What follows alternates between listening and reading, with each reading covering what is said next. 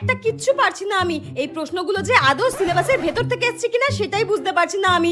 কিচ্ছু পারছি না। দেখি তো কেউ পারছে কিনা। লিসা তো পুরো পেজ জুড়ে একদম ঝড়ের গতিতে ফাটিয়ে লিখে যাচ্ছে, একবারও তাকানোর প্রয়োজন মনে করে না। কি যে করি কিচ্ছু পারছি না। একবার জিজ্ঞাসা করি ওকে। হ্যাঁ এই লিসা, এই এই হ্যাঁ এই বলছি, একের দাগের পাঁচেরটা একটু বলবি রে? না রে, আমি একের পাঁচেরটা পারিনি রে। ও আচ্ছা আচ্ছা ঠিক আছে লেখ। আরে আমি তো কিছুই পারিনি সেরকম, আমি তো প্রশ্নগুলোই সব টুকে যাচ্ছি, কিছুই সেরকম পারিনি রে। ধুর, লিসাই কিছু পারছে না, ও তো পড়াশোনায় কত ভালো, আর আমি কোথা থেকে পারবো। হয়ে গেছে ম্যাম, এক্সট্রা পেজ। এই যে বললো কিচ্ছু পারছে না, শুধু প্রশ্নগুলো টুকছে। ম্যাম এক্সট্রা পেজ, এই নাও।